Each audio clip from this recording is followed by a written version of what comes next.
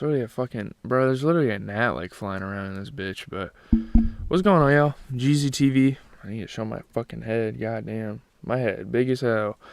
Jeezy TV back with another video, and in this video we are going to be talking about beef. We are officially halfway through the show, which is crazy, man. I'm taking my time with it. I don't want to watch an episode every single day because I really want to like relish in what happens every episode. And man, is that a fine looking man in the. Nah, I'm just playing. George is a fine looking man. He's a good looking man. I'm looking at the picture down there. I'm not sus, I promise. But we have the 5th episode here, the midway point. You know, such N-word secret creatures.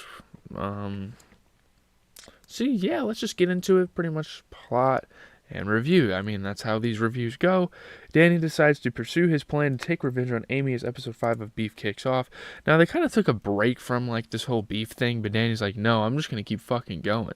Because it, like, keeps angering him to his core, and, you know, after what happened in Vegas, I mean, man, it's just all starting to boil down.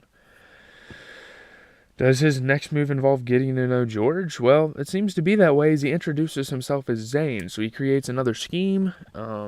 He's trying to get to everyone that they're not familiar with, Amy's family isn't familiar with, and trying to acquaint with them and get comfortable. Meanwhile, Isaac has been placed on house arrest and is facing another term in jail for breaking the terms of his parole. And he's trying to blame Danny Danny for that, but dude, you literally fought a officer. Danny didn't do that. Like, that's just who you fucking are at this point. His friends Bobby and Michael keep him company, pretty much staying home with him all day. They're no lives. I mean, they're just staying home.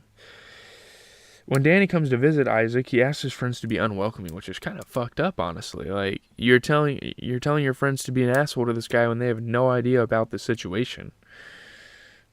Danny reveals to Isaac that he dived into Amy's personal life and questions her claim that she is a self-made woman.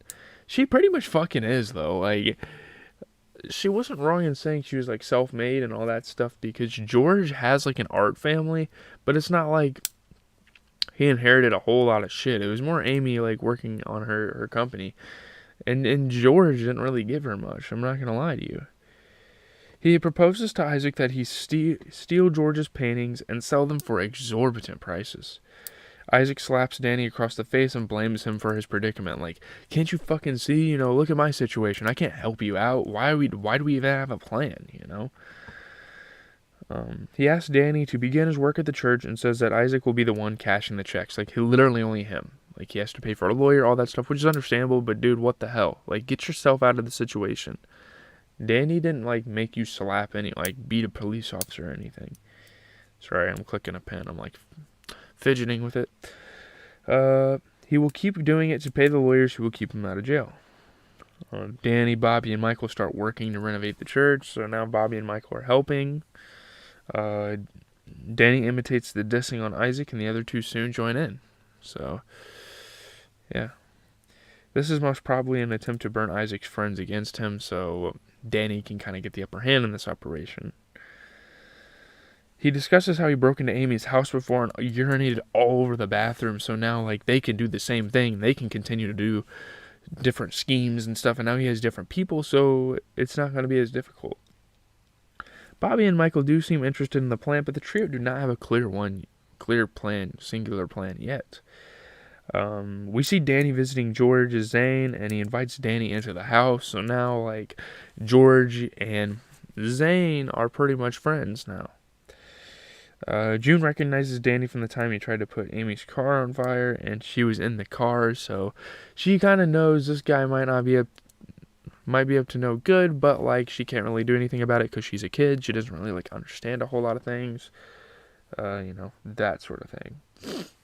Danny's plan is revealed in the next scene when we see him visit the washroom and point out to George that he heard trickling behind the tiles.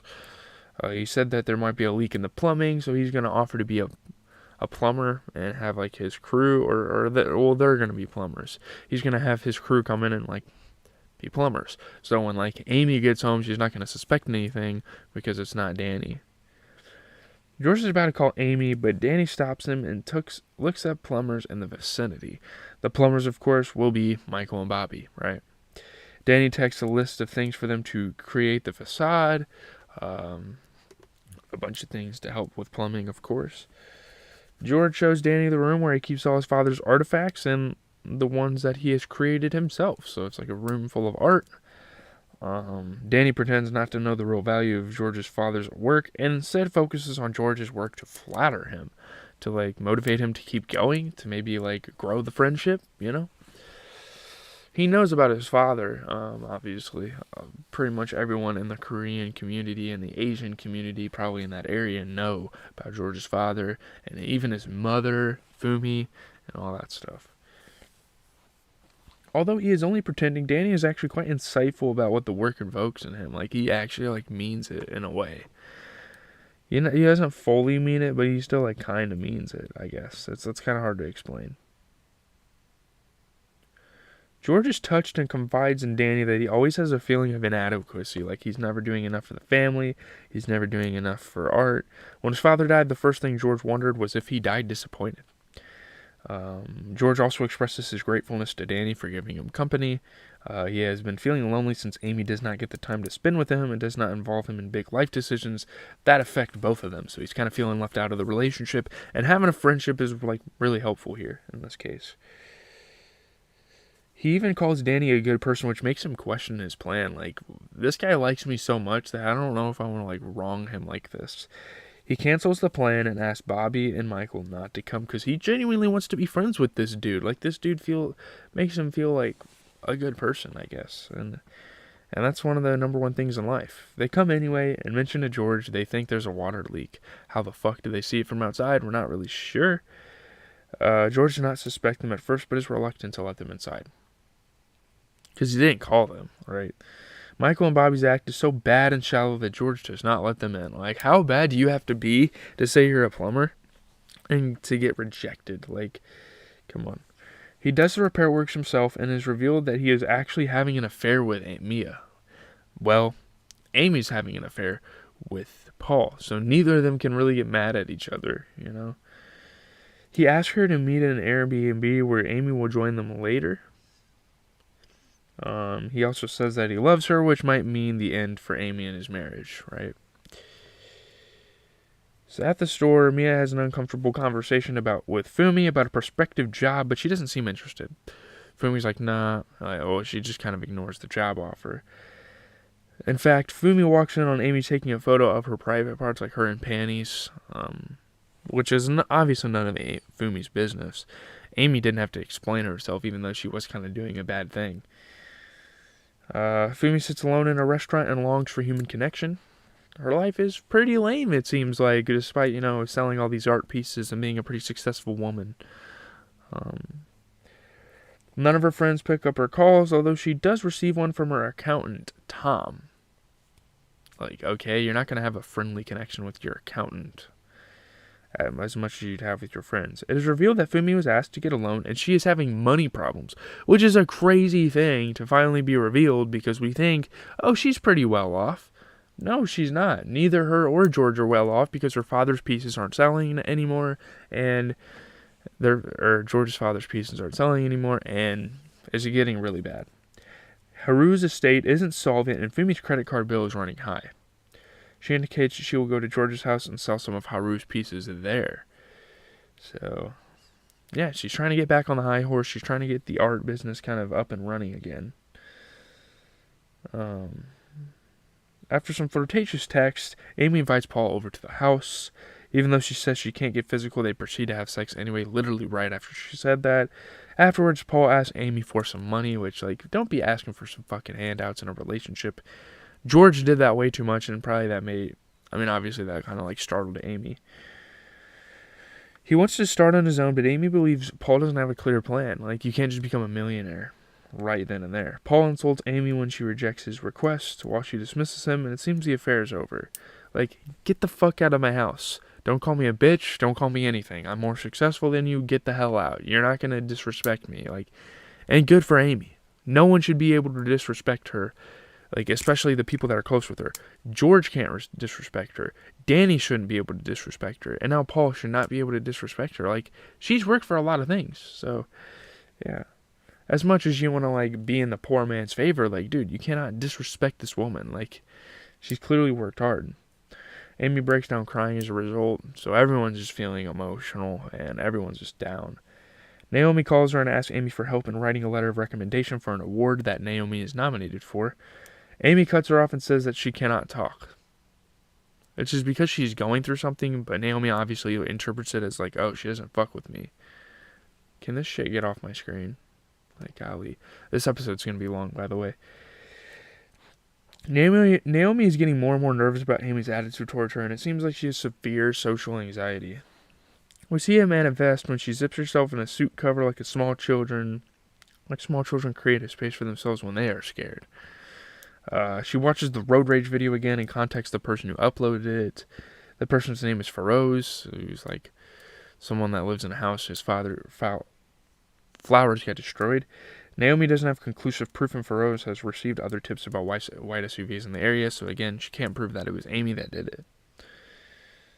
Naomi's upcoming award nomination for the Calabasas magazine comes up, and Feroz flatters her with praise. Like, this is the first time someone has given her, like, attention. And it's literally mirroring kind of what Danny did for George, so it's super interesting. She feels recognized and is instantly seen sporting a smile. Amy leaves the house and Fumi enters, looking for things to steal.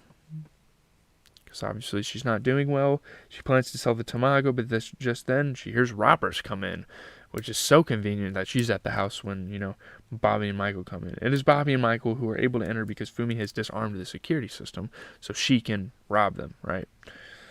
Fumi starts shooting at them using Amy's gun. She maybe gets a hit in on Bobby, but she loses her balance at the top of the stairs and falls, severely injuring herself, and that's kind of the cliffhanger. We're going to have to see if Fumi makes it. Ah, man. That really sucks. But yeah, Michael and Bobby are such smart tools for storytelling in this show. It shows how efficient the creators are in making creative decisions. Not only do they bring a comedic element, but the writing only seems to get better with each episode in this series. And I'm liking the episodes as we go on as well. Each character has been written with patience and a clear idea of how they fit into the jugular. In episode 5, it was George's turn to bare his bones to the viewer, although also revealing how dumb he is. Amy is the one wearing the pants in the relationship, right? The big boy pants.